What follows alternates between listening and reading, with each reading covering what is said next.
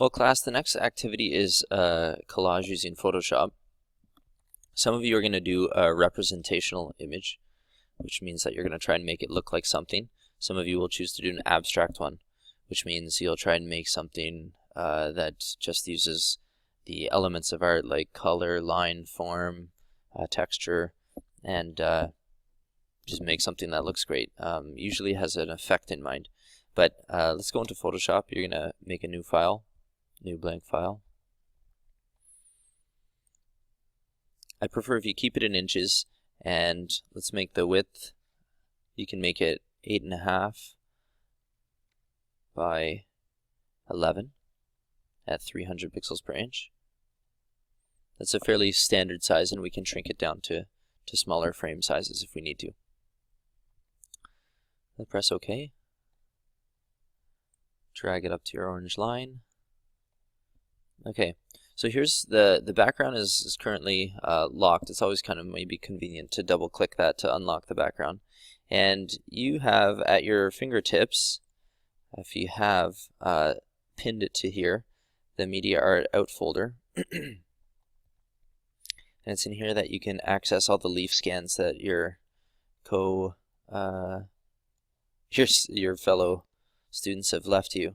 So I'm just going to open up a bunch of these by selecting them. You can also select a bunch at once by clicking and then shift clicking on the last one in the row. Now drag these down into the project bin and they'll slowly open up. I've asked you guys to save things as PNGs. That means that there is no pixel value in the background of the image. They are transparent. So with the move tool, I should be able to move them around fairly freely on this white background. I will need to cut some of them out because a lot of us have chosen to, this one is on its own, so I can easily just, with the move tool, knowing that it's not locked, grab this and just drag it into here. I can close that. Grab these, drag them into here. You can tell from this that you might need to do some fine-tuning if the student didn't get rid of the background totally.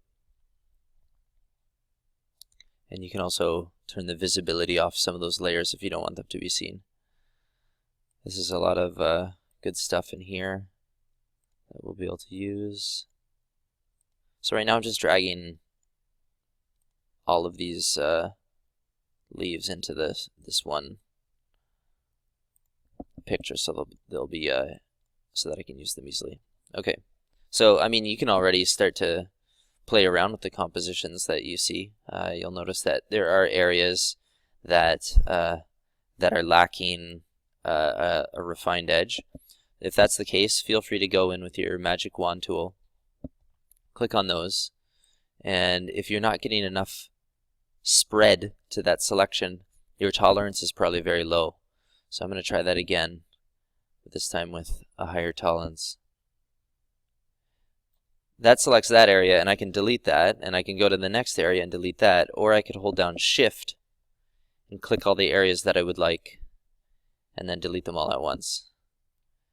This area I don't want to get selected, so I can reduce the tolerance. Hold down Alt, which is the opposite of Shift in this case. It's taking away from a selection, and just grab that stuff. Okay, and hold down Shift, Control Z, hold down Shift, and let's delete that all at once. Okay. You might get little artifacts like this, but it's probably best not to spend your time bothering with them. If you do want to bother with the more significant ones, you can take an eraser and just clean them up like that, as long as you're on the correct layer.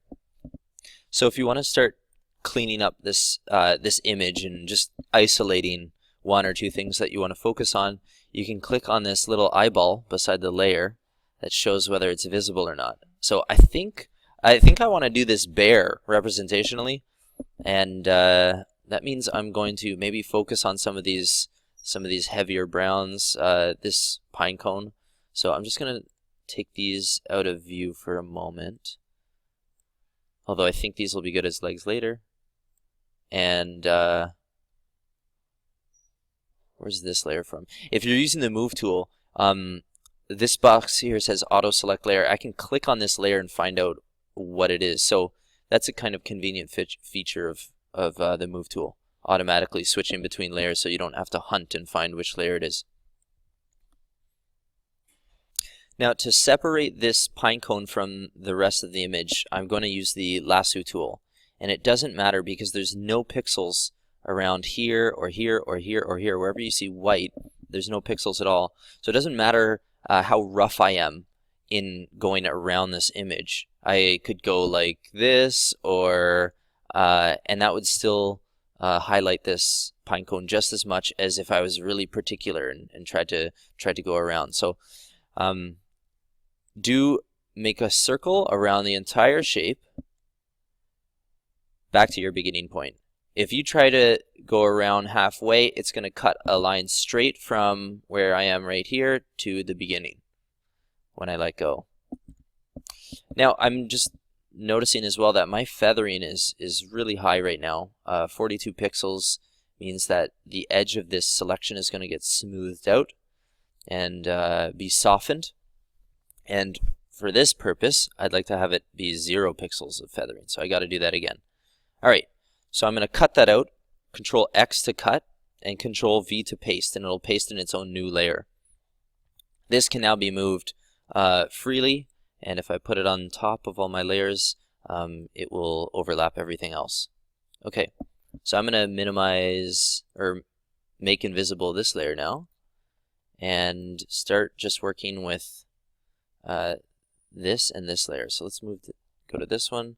I'm going to cut this out as well, and Control V to paste, and now that's layer 10 also on its own, and these guys I'm going to take their visibility off. So I've got these. Control 0 to maximize your screen view. Now I just really have to find a picture of a bear that I like that might be suitable for this.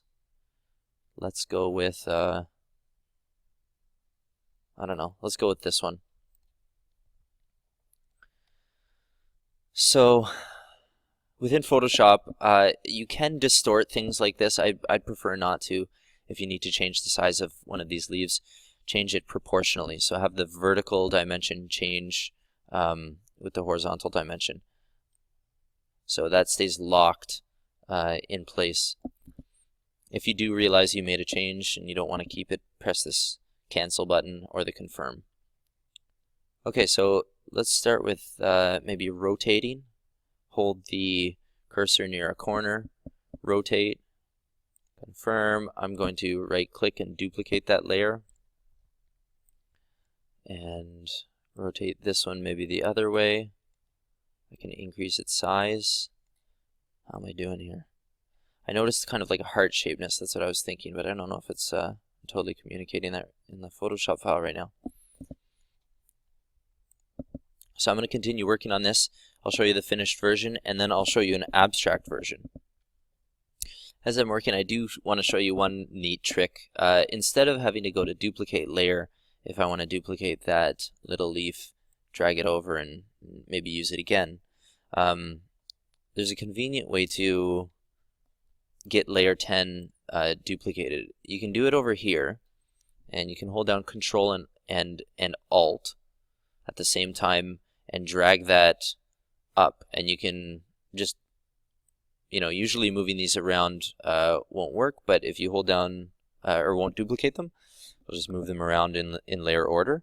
If you hold Control and Alt at the same time and drag, you'll see that double arrow appear, and you can make multiple copies in that manner. So another thing you can do is flip horizontally, flip that layer horizontally. So if you go to rotate, all this stuff will flip the total image, but down here is the layer. So horizontal flip of the layer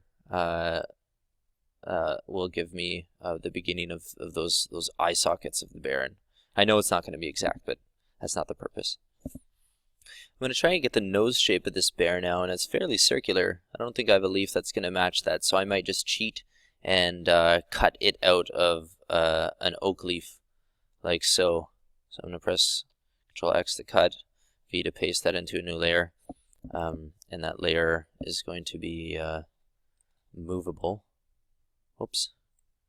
There it is. The layer is going to be movable and rotatable.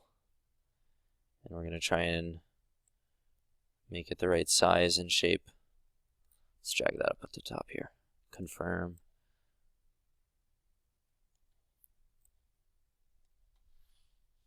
All right, we're making progress. One of the neat things about the transforming with the move tool is that you can change the size from just one corner.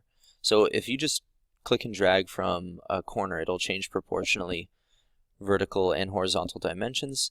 But if you change the if you use Control as you click and drag on one of these corners, it just transforms that corner, keeps everything else locked. So it's an easy way to increase the size of, maybe distort something in a way that's more convenient for you.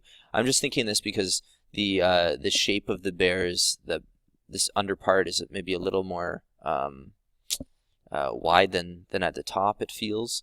So when I'm doing this, you can even scrunch down like this. So feel free to mess around with those anchors. Hold down Control as you modify them, and you might get something that's a little bit more what you're hoping for.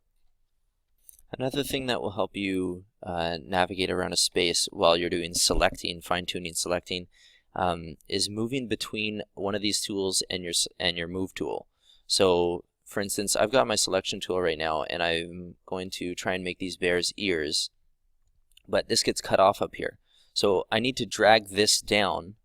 I need to go find I need to change the tool, drag it down, then I need to reselect. So it's easier for me to just hold down Control, which toggles between the move tool and the tool that I'm using. I'm just going to drag this over to a place where I can work on it fully, let go of Control, and then resume my work. So actually, I just need half of this for the moment. Control X, Control V. And again, instead of going over there and clicking on it, dragging it over, I just hold down Control and I can access it.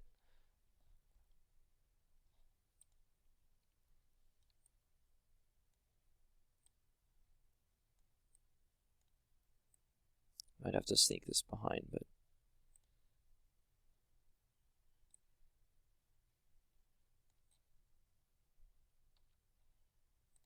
oops. Have to find the right layer for that.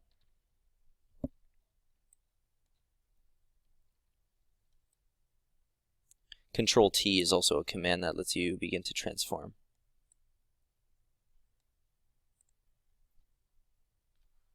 So we've made some progress. If there's a part of the animal or the thing that you're trying to represent that looks lighter than the rest of it, we should probably get that lightness in ours too.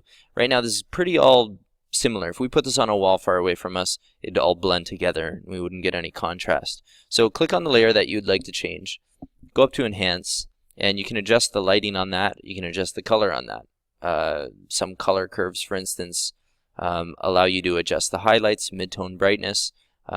You'll see a preview of that in this window here. And I'd like to get the mid-tone brightness to be a little stronger.